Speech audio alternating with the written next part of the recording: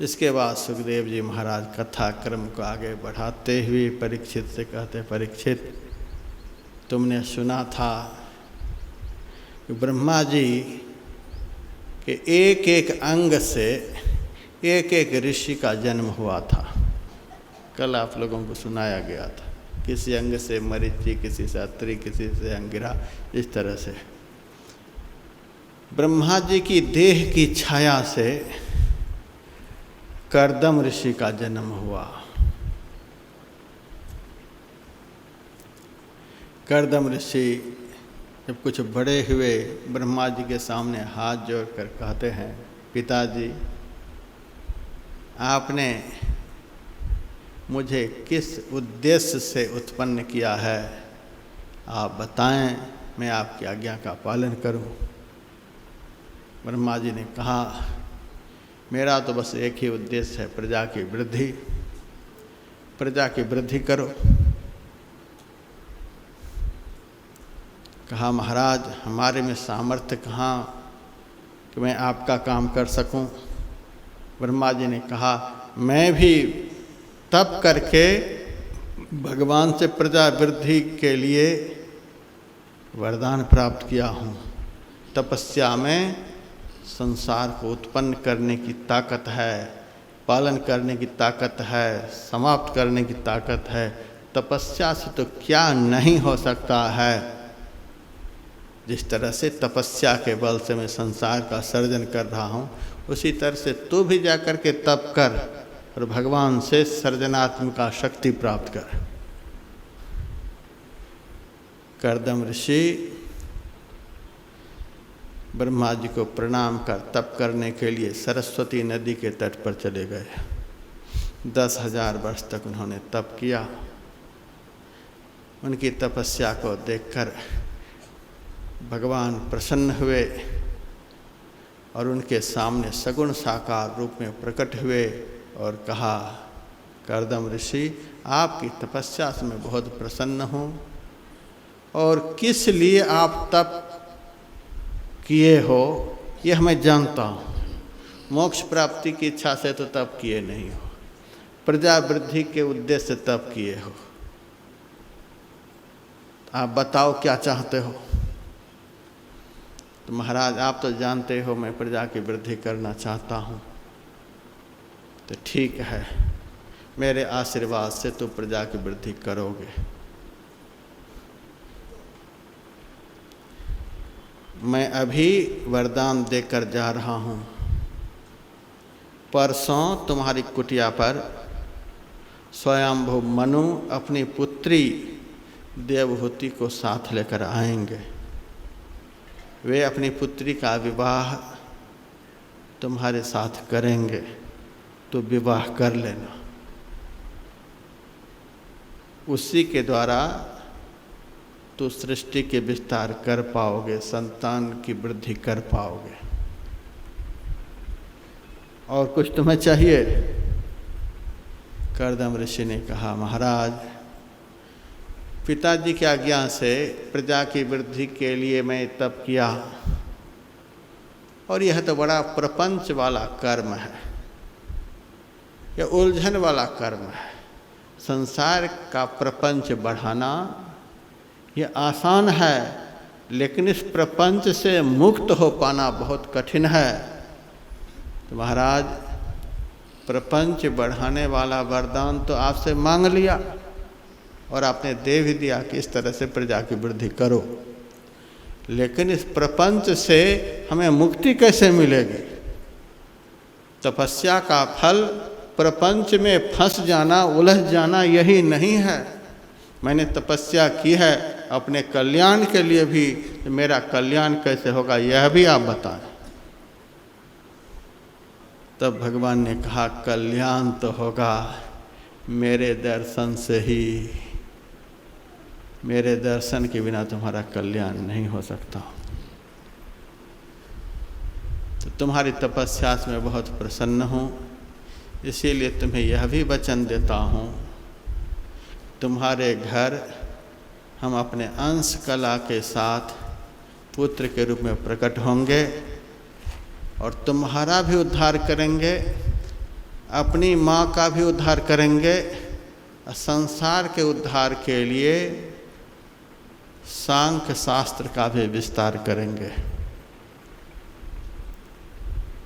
भगवान इतना वचन देकर अंतर्धान हो गए।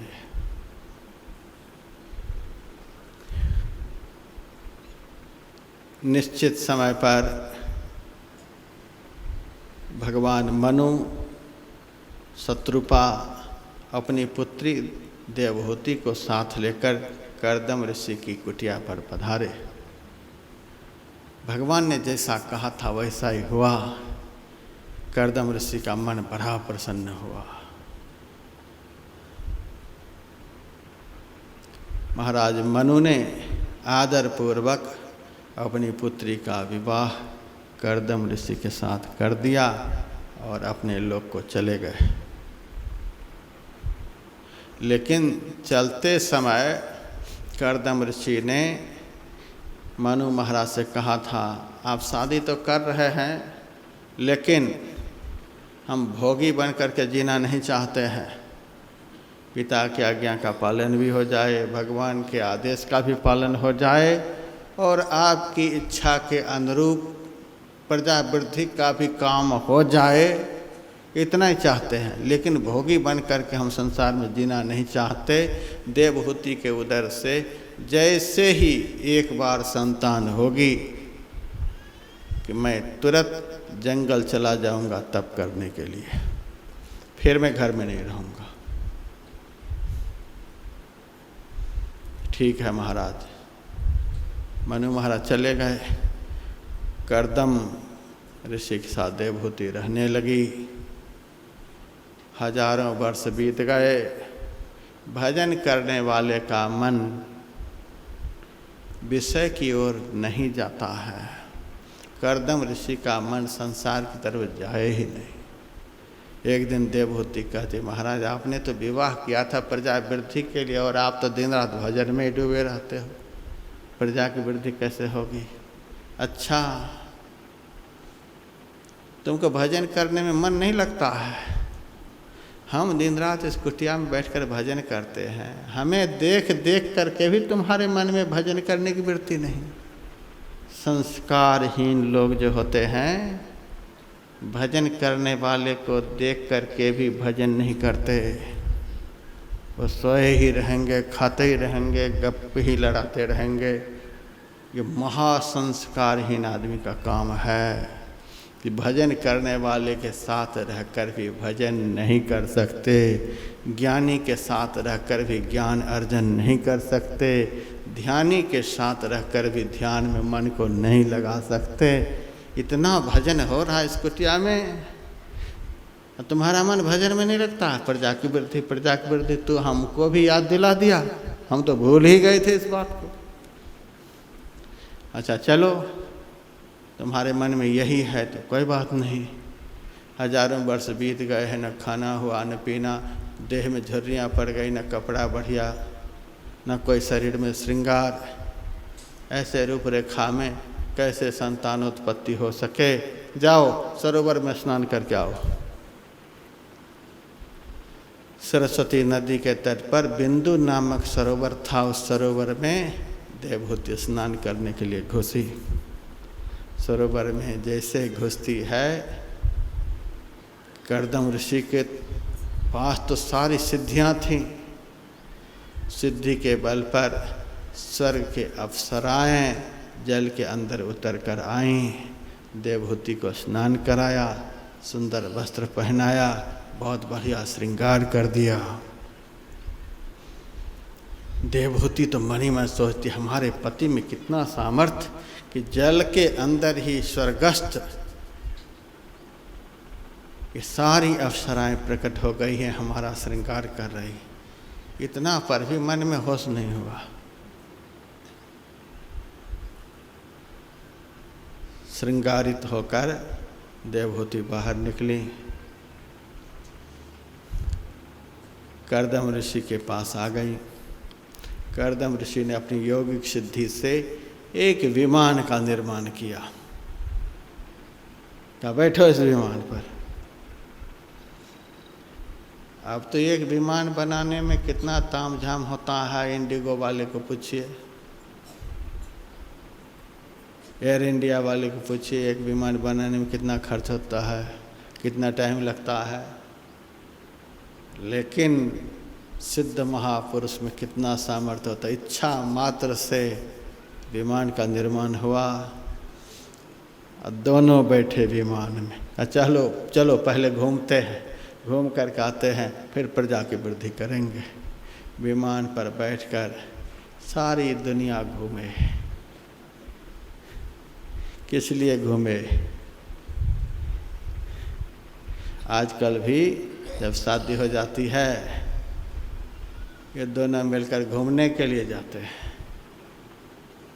जिनके पास जैसी व्यवस्था होती है उस व्यवस्था के अंदर घूमते हैं। कोई लंदन चले जाते हैं, कोई अमेरिका चले जाते हैं, कोई कहीं चले जाते हैं, कोई कलकत्ता, कोई मुंबई, व्यवस्था के अनुरूप। और कोई भाग्यवान होते हैं तो हमारे देहरादून आश्रम पर आ जाते हैं, एक दो दिन सत्संग करते हैं और चले जाते हैं। ये घूमने की बात प्राचीन है, तो दोनों घूमने के लिए निकले, इसीलिए घूमे हैं। अब तो ऐसे घूमते हैं पता ही नहीं है किस लिए घूमने के लिए जा रहे हैं। लेकिन कर्दम ऋषि ने देवहूति को दिखलाया कि देवहूति, विमान पर चढ़ाया हूँ तुमको घूमने के लिए, सारी दुनिया घूम कर देख लो। जितने गृहस्थ हैं, संतान उत्पन्न करने वाले हैं, कितने सुखी हैं, आँख से देख लो, नज़र से सबको देख लो। संसार के भोगी लोग इस भोग में उलझ कर कितने सुखी हैं, आँख से देख लो। फिर भी यदि तुम्हारी खोपड़ी में गोबर ही भरा हुआ है तो तैयार हो जाओ इसी के लिए। देख लो सारी दुनिया को, सारी दुनिया को दिखा दिया तो भी मन में होश नहीं हुआ। कर्दम ऋषि ने सोचा अगर क्या करें, कैसे के साथ विवाह हुआ, सारी दुनिया दिखा दिया। सृष्टि चक्र में फंसे हुए लोग किस कदर दुख भोग रहे हैं, सबकी दुर्गति देखने के बाद भी मन स्वस्थ सावधान नहीं हो रहा है। अब बार बार कौन इनके उदर से संतान को उत्पन्न करता रहे। उन्होंने अपने संकल्प से अपने शरीर का 9 भाग किया और अपने तेज को 9 भाग करके देवहूति के उदर में प्रविष्ट करा दिया। संकल्प से, शारीरिक संपर्क नहीं, संकल्प मात्र से उनके अंदर बालक की वृद्धि होने लग गई। समय पर देवहूति के उदर से 9 कन्याओं का जन्म हुआ एक ही बार में। कर्दम ऋषि देवहूति से कहते हैं, मैंने यही वचन दिया था तुम्हारे पिता से, जैसे संतान होगी वैसे हम तप करने के लिए जंगल चले जाएंगे। देवहूति कहती है, आपने ठीक ही कहा था, लेकिन आप यदि मेरे उदर से पुत्र को उत्पन्न करते तब तो कोई दुख नहीं, लेकिन आपने हमारे उदर से 9 कन्याओं को जन्म दिया है। हम अबला नारी हैं, कहाँ कहाँ इनके लिए वर ढूंढते फिरेंगे, कहाँ कहाँ जाएंगे इनकी शादी के लिए। तो 9 कन्याओं को जन्म दिए हो तो सबका विवाह करके जाओ, हम जंगल जाने से नहीं रोकेंगे, विवाह करो फिर जाना। कर्दम ऋषि सोचते हम तो भारी आफत में पड़ गए, अब क्या करें। तब भगवान की बात याद आई, हम तुम्हारा उद्धार करने के लिए तुम्हारे घर पुत्र के रूप में प्रकट होंगे। भगवान ने वचन दिया है, भगवान जरूर मेरे वचन को पूर्ण करेंगे। समय पर जैसे 2 काष्ठ के घर्षण से अग्नि पैदा होती है, उसी तरह से देवहूति कर्दम के तप के परिणाम स्वरूप भगवान ने उनके घर अवतार लिया, कपिल के रूप में अवतार लिया। बोलिए कपिल भगवान की जय। उसी अवतार में भगवान ने सांख्य शास्त्र का विस्तार किया। भगवान का अवतार कर्दम ऋषि और देवहूति के घर में हुआ। हम लोगों के मन में भी होता है कि हम लोगों के घर में भी भगवान का अवतार हो जाए। मन में तो होता ही होगा, क्योंकि प्राय लोगों के घर में तो धुंधुकारी ही अब जन्म लेता है। हिरण्यकश्यप के जैसा ही जन्म लेता है, माता पिता को दुख देने वाला ही जन्म लेता है। बहुत अच्छे गृहस्थी तो जरूर चाहते होंगे कि हमारे भी घर भगवान प्रकट हो जाते, पुत्र के रूप में आ जाते, तो हम भी धन्य हो जाते। तो यदि हम आप लोग भी चाहते हैं कि हमारे घर पुत्र के रूप में भगवान आ जाएं, तो एयरपोर्ट तो तैयार करना ही पड़ेगा भगवान को उतरने के लिए। सुबह भी मैंने कहा था हेलीपैड बना करके रखना। बड़े बड़े लीडर को उतारने के लिए हेलीपैड पहले बनकर तैयार होता है, उसी तरह से परमात्मा को अपनी कुटिया में पधराने के लिए हृदय रूपी हेलीपैड को तैयार करना पड़ेगा। जहाँ तहाँ नहीं उतर जाएंगे।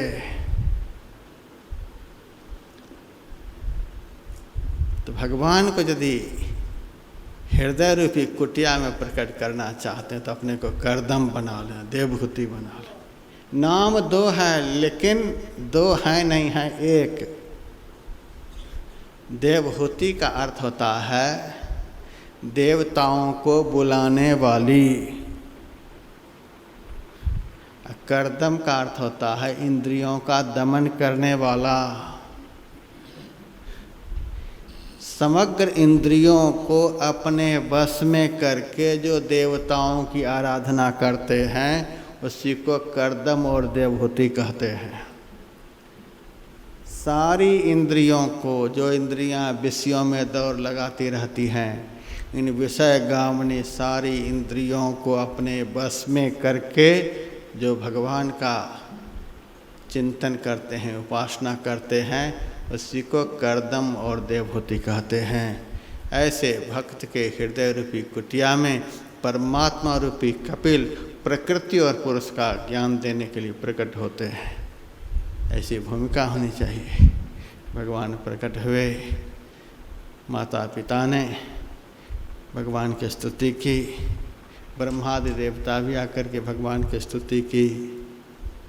उसके बाद भगवान के आदेश से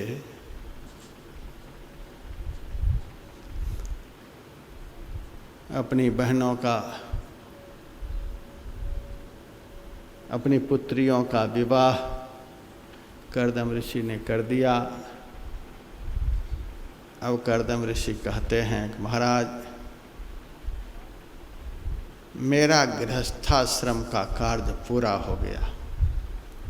आपके ऐसे सुयोग्य पुत्र हमें घर में प्राप्त हुए, अब कोई कमी नहीं। अब तो जो संसार को चला सकते हैं वे हमारे घर को नहीं चलाएंगे। ऐसा सुयोग्य पुत्र घर में प्राप्त हो गया। पुत्रियों की शादी भी मैंने कर ही दी। अब गृहस्थाश्रम पूरा हो गया। अब घर में रहने का हमें कोई अधिकार नहीं। अब आप मुझे आदेश दीजिए कि मैं यहाँ से जंगल जाकर संन्यास व्रत लेकर आपका चिंतन करता हुआ आप में ही लीन हो जाऊं। कपिल भगवान ने कर्दम ऋषि को आदेश दिया, जाएं, गृहस्थाश्रम का काम आपने पूरा किया, अब आप भजन करें। सगुण रूप के दर्शन मात्र से ही भजन का काम पूरा नहीं हो जाता। प्रपंच तो पूरा हो गया, लेकिन प्रपंच से मुक्ति के लिए भगवान के शाश्वत स्वरूप का भी दर्शन चाहिए। इसीलिए भगवान ने आदेश दिया, अब आप जाइए मेरे शाश्वत स्वरूप का चिंतन करते हुए मेरे शाश्वत स्वरूप में लीन हो जाइए। चले गए। एक दिन एकांत में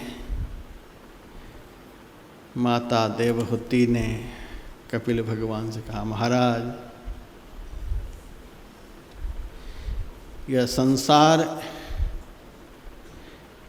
बड़ा भारी वृक्ष है, संसार रूपी वृक्ष को काट पाना बहुत मुश्किल है, और आप संसार रूपी वृक्ष को काटने वाले कुल्हाड़े के समान हो। भगवान का बनाया हुआ ही यह संसार है, भगवान की कृपा से ही यह संसार का नाश भी होता है। महाराज इस संसार रूपी वृक्ष की छाया में कोई भी जीव शांति से जी नहीं सकता है। आप मेरे घर कुल्हाड़े बन कर के प्रकट हुए हो और मैं इस वृक्ष की छाया में दुख पर दुख भोगती चली जा रही हूँ। इस वृक्ष को काट करके हटा दो महाराज।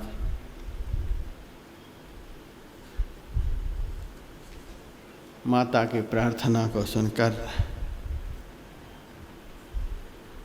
भगवान बड़े प्रसन्न हुए। माता, जीव के बंधन और मोक्ष का कारण दूसरा कोई भी नहीं है। प्रपंच और प्रपंच से मुक्ति का कारण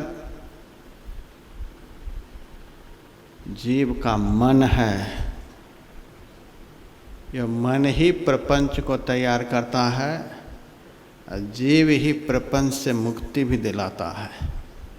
चेतः खल्वस बंधाया निबंधाया सुरी मता। जीव के बंधन और मुक्ति का कारण उसका मन है। माता, तू अपने मन को जैसे तैसे मेरे में लगा करके रखो। ईश्वर में, भगवान के भजन में लगा हुआ जो मन है वह मुक्ति का कारण है। संसार के विषयों में, संसार के भोगों में लगा हुआ जो मन है वह मन ही बंधन का कारण है। यदि संसार के बंधनों में बंधकर ही अपने को रखना चाहते हैं तो मन को भोगों में लगा करके रखें, और फिर पता चलेगा भोगों में लगा हुआ मन कितना दुख देता है। भगवान बुद्ध का वचन है, सुमार्ग में लगा हुआ मन मनुष्य को इतना सुख देता है जितना सुख माता पिता भाई बंधु सगे संबंधी भी नहीं दे सकते। कुमार्ग में लगा हुआ मन जीव को इतना दुख देता है जितना दुख महान से महान शत्रु से भी प्राप्त नहीं हो सकता। सही रास्ते पर जो अपने मन को चलाता है उसका मन महामित्र बनकर सदैव उसको सुख देता है। कुमार्ग पर जो अपने मन को चलाता है, विषयों की ओर जो अपने मन को जाने देता है, वह विषयी मन जीव को इतना दुख देता है जो दुनिया का कोई शत्रु नहीं दे सकता। माता, जैसे तैसे इस मन को भजन में लगाने का प्रयास करो। माता देवहूति कहती है, बेटा भजन में लगाने का मन तो होता है, बारंबार चाहती हूँ कि मन भजन में लगे, लेकिन जैसे ही भजन पर बैठती हूँ वैसे ही मन कभी बेटी की तरफ जाती है, कभी पति की तरफ जाता है, कभी उसकी तरफ जाता है, कभी उसकी तरफ जाता है। आपकी तरफ जाता कहाँ है? भगवान ने कहा, जहाँ जहाँ तुम्हारी आसक्ति है वहीं वहीं तुम्हारा मन जाता है, क्योंकि आसक्ति ही जीव का अच्छेद्य बंधन है। जहाँ जहाँ जिसमें जीव की आसक्ति है उसी में मन जाता है। ध्यान के समय वही सब रूप हमारे सामने आता है। जिस जिस रूप में हमने मन को लगाया है, जिस जिस रूप का हमने चिंतन किया है, जिस जिस रूप को हमने अपने दिल में बसाया है, जिस जिस रूप को हमने अपना समझा है, वही सब रूप भजन में विक्षेप पैदा करता है। आसक्ति ही जीव का अच्छेद्य बंधन है। आसक्ति रूप बंधन को काटो। माता देवहूति कहती है, यह आसक्ति तो खत्म होती ही नहीं। चाहती तो हूँ कि जिसमें हमारा मन आसक्त है उससे हमारा मन हटे और आप में लगे, लेकिन हटता कहाँ है। तब भगवान ने कहा, जिस संत ने समग्र संसार की आसक्ति का बंधन तोड़कर अपने को भगवान में जोड़ दिया है, ऐसे संत के चरणों की सेवा करो, ऐसे संत का संग करो, ऐसे संत का दर्शन करो, ऐसे संत की वाणी को निरंतर सुनो, तो संत आसक्ति से रहित होते हैं। उनके संग से उनमें जो आसक्तिहीनता का गुण है तुम्हारे में प्रविष्ट होगा और तुम्हारी भी आसक्ति खत्म हो जाएगी। संत का संग करो। माता कहती है, बेटा मन तो होता है कि संत का संग करूं, लेकिन पता ही नहीं चलता है कि संत कौन है। एक बार संत के विषय में बतला तो दो कि संत होते हैं कैसे, उनका कैसा रूप होता है, कैसा स्वभाव होता है, कैसा लक्षण होता है, कैसा विचार होता है, किस तरह का रहन सहन होता है। भगवान को पहचान लेना तो आसान है, लेकिन संत को पहचानना बहुत कठिन है। संत को जो जीव पहचान लेगा, उनको भगवान को पहचानने में कोई देर नहीं लगेगी। और खास करके कलयुग में संत को पहचानना बहुत मुश्किल है, बहुत कठिन है। बड़े से बड़े ज्ञान रखने वाले, बड़े से बड़े बुद्धि रखने वाले, बड़े से बड़े विचारक संत को नहीं पहचान पाते, महापुरुष को नहीं पहचान पाते। अभी कुंभ का मेला लगा हुआ है।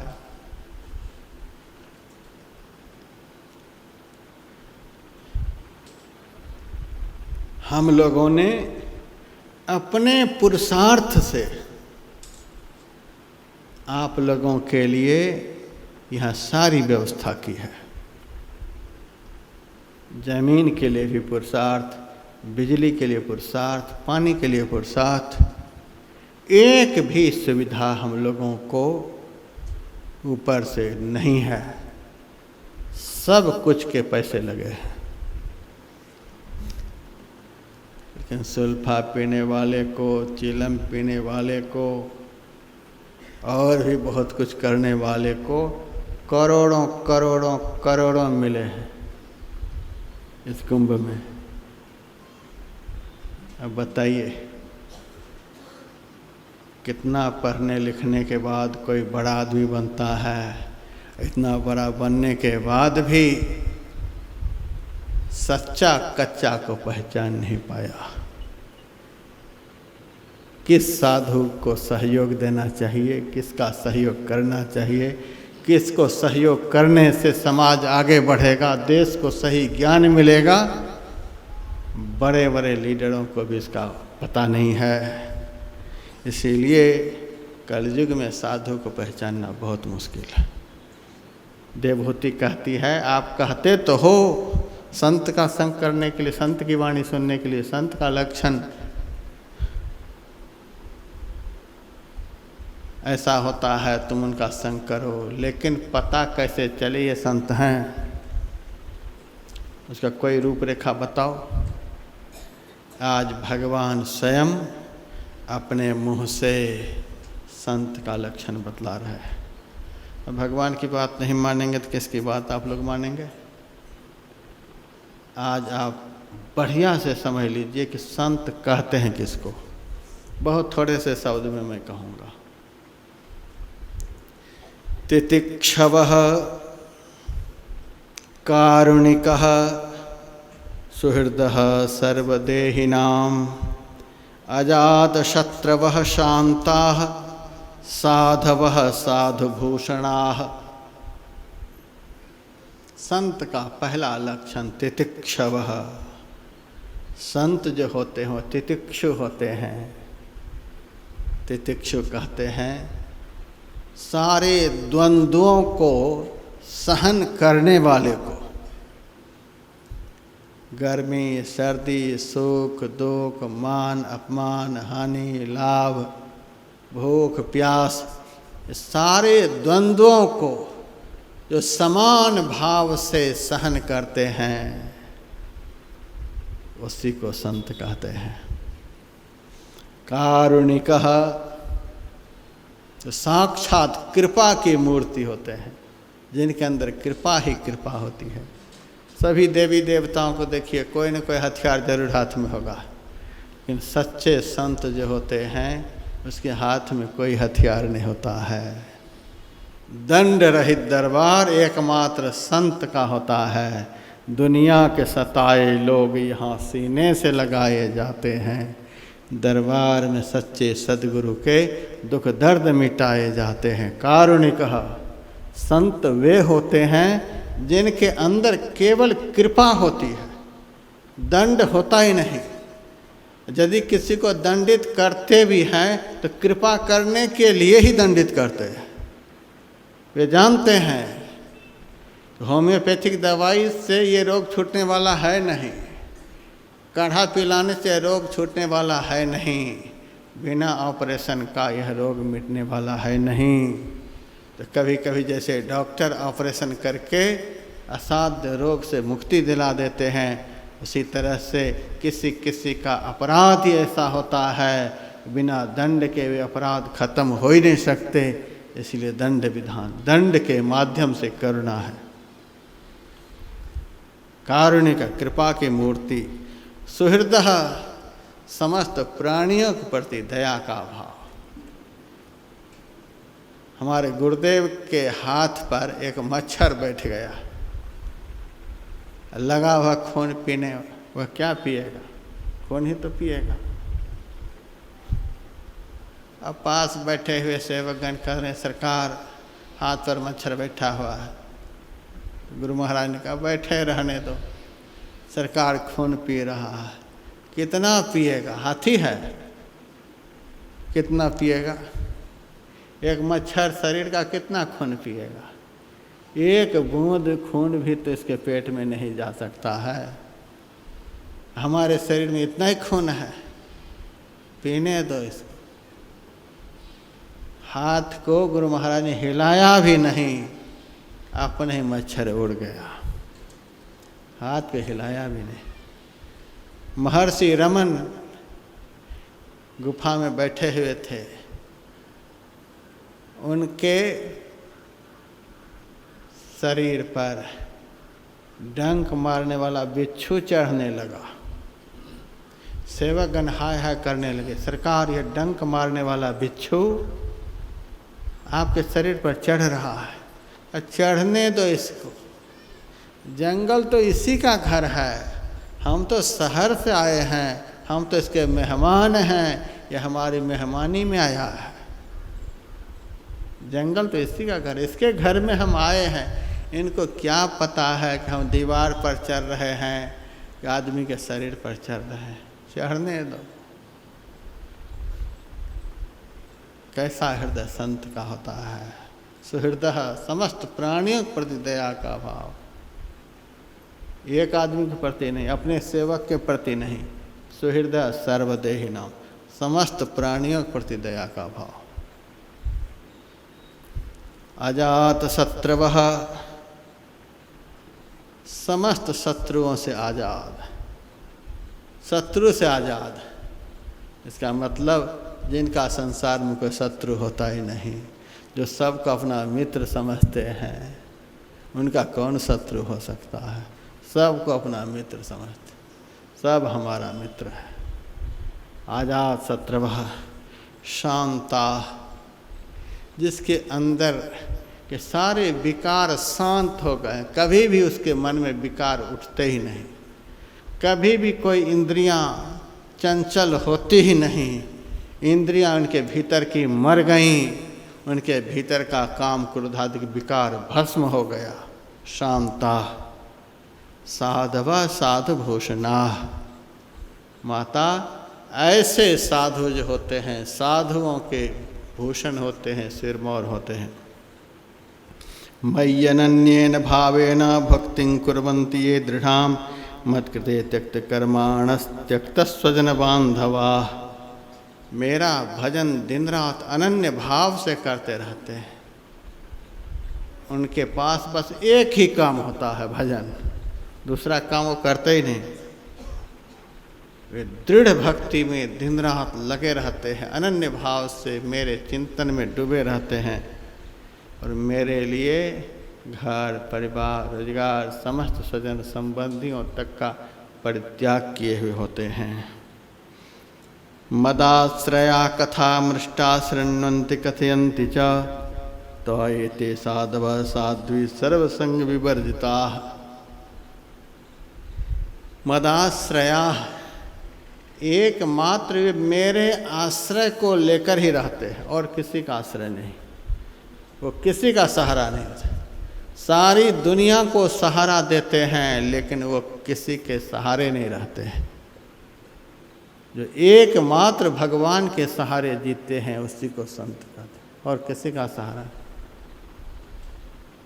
जब महात्मा सबको देखता है कि मुख्यमंत्री के बगल से अपना फोटो खिंचाते हैं, प्रधानमंत्री के बगल में बैठकर फोटो खिंचाते हैं, उसके भीतर में है कि हमारे ये सहायक हैं, इनके बगल में फ़ोटो खिंचाएंगे, लोग देखेंगे मुख्यमंत्री इनका आदमी है, प्रधानमंत्री इनका आदमी है, इनको छेड़ोगे तो बहुत मुश्किल हो जाएगा।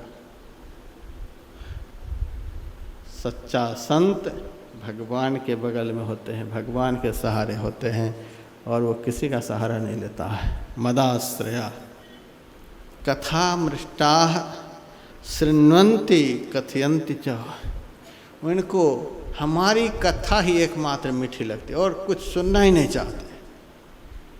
यदि कोई सुनाने वाला है तो बड़े प्रेम से बैठ करके सुनते हैं, उनको सुनने में भी खूब आनंद आता है। कोई भी सुनाए तो बड़े प्यार से सुनते हैं, और सुनाने वाला कोई नहीं है तो बड़े प्यार से सुनाते भी हैं। सुनाने में भी उतना ही आनंद और सुनने में भी उतना ही आनंद। हमारे मंच पर महात्मा बहुत कम बैठते हैं, सब जगह यही प्रचार है, तो बोलने के लिए किसी को देते ही नहीं, अपने ही बोलते रहते हैं।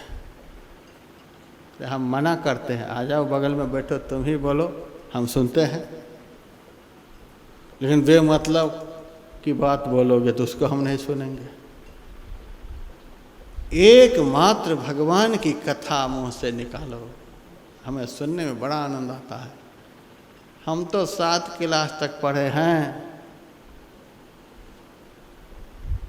भागवत की कथा पहुँचने के लिए वृंदावन में कितना पाठ लगाना पड़ता, कितना पढ़ना पड़ता है, शिव पुराण पहुँचने के लिए कितना पढ़ना पड़ता है, उपनिषद पहुँचने के लिए, गीता पहुँचने के लिए कितना पढ़ना पड़ता है। हम जो इतना कम पढ़ के बाँच रहे हैं, कैसे बाँच रहे हैं? हमने बहुत जगह जाकर, बहुत महापुरुषों की शरण में जाकर, उनके चरणों में बैठ कर के बहुत सुने हैं। सुन सुन करके हम सुना रहे हैं। हमारे में कहाँ योग्यता है? कुछ भी योग्यता नहीं। जो महापुरुषों से, संतों से सुने हैं वे आप लोगों को सुना रहे हैं। सुनने का फल है। तो साधु को सुनने में भी उतना ही आनंद, सुनाने में भी उतना ही आनंद। सुनाने के लिए बहुत बातों को याद रखना होता है, बहुत कुछ पढ़ना पड़ता है। सुनने के लिए मुफ्त में सब कुछ सुन लो। जिस चीज़ को पढ़ने में बहुत समय लगेगा, वह सारी बात बैठे बैठे आराम से सुन लो। कितना लाभ है सुनने में। तब भी आदमी सुनना नहीं चाहता, सुनाने के भूखे है। ये तो महाराज बोलने ही नहीं देते। हम तो चाहते हैं कि बिना परिश्रम के ही सारे शास्त्रों का ज्ञान सुनने वाले को हो जाए। हमको और क्या है, हमको बीमारी है, हम सटा पर आए हैं। एक दिन सुनाने का 5 लाख लेते हैं। कुछ मांगते हैं किसी से, कभी कोई सुने हैं? 7वें दिन की कथा चल रही है, यह सहयोग करिए, वह सहयोग कीजिए। सारी व्यवस्था संस्था की तरफ से हो रही है, किसी से मांगा नहीं जा रहा है। केवल यही भावना है, क्या सुनाऊं क्या सुनाऊं, कि सुनने वाले संसार की तरफ से मुड़कर भगवत भक्ति के मार्ग को पकड़ ले। इसके अलावा कोई लक्ष्य नहीं है। तो कपिल भगवान कहते हैं यह संत का लक्षण। सुनाने में भी बहुत आनंद, सुनने में भी बहुत आनंद। माता, ऐसे संत का संग जीवन में हो जाए तो समग्र संसार की आसक्ति का बंधन तत्काल नष्ट हो जाएगा। उसके बाद अष्टांग योग के विषय में बतलाया।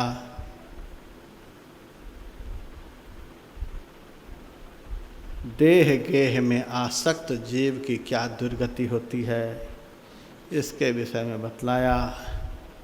पापी पुरुष अंधकारमय मार्ग से दुनिया से जाते हैं, नरकों में दुख भोगते हैं। पुण्यात्मा पुरुष प्रकाशमय रास्ते होकर के जाते हैं और स्वर्ग आदि लोकों में आनंद का उपभोग करते हैं। यह सब बताया और कहा, माता जो सब कुछ मैंने बतलाया है इसी कुटिया में बैठ कर के करो, कहीं बाहर जाने की ज़रूरत नहीं। करो बढ़िया से, तुम्हारा परम कल्याण हो जाएगा।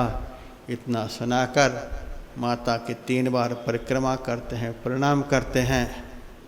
कपिल भगवान दक्षिण दिशा की तरफ चलते चलते वहाँ गए जहाँ गंगा सागर में जाकर के मिली है।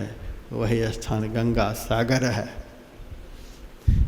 इस बार हमने उस आश्रम का भी दर्शन किया जहाँ कपिल भगवान गंगा सागर में समाधि लगाए बैठे हुए हैं। आपको भी उस स्थान का दर्शन मैं कराना चाहता हूँ। जो जगह हमको बहुत अच्छी लगती है, मेरे मन में यही होता है, हमारे जितने सत्संगी भाई बहन हैं इन लोगों को भी उस स्थान का दर्शन करा दो। 21 जनवरी से 30 जनवरी तक 10 दिन का ध्यान चलेगा। 20 जनवरी को आप लोगों को वहाँ पहुँचना है। खाना फ्री, रहना फ्री, सत्संग फ्री, ध्यान फ्री। और यदि कोई मर जाएंगे वहाँ तो वैकुंठ फ्री, सब फ्री वहाँ पर है। आ जाना, खुला आमंत्रण है। भगवान चले गए गंगा सागर। इधर माता देवहूति भजन करते करते भजन में पूर्ण हो गई। अब कुटिया में तो कोई है नहीं कि उनके शरीर का संस्कार कोई करे। तो माता देवहूति का शरीर एक नदी के रूप में परिणत हो गया, नदी में विलीन हो गया शरीर, ताकि भगवान को जिन्होंने तपस्या के द्वारा प्राप्त किया उस माँ के शरीर पर कोई पक्षी नहीं बैठे, कोई जानवर नहीं प्रहार करे। उस माता का शरीर तो महापवित्र नदी के रूप में परिणत हो गई। आज भी उस स्थान का जो दर्शन करता है उसका मन पवित्र हो जाता है। इतना सुनाकर सुखदेव जी महाराज ने आज की कथा को विराम दे दी है।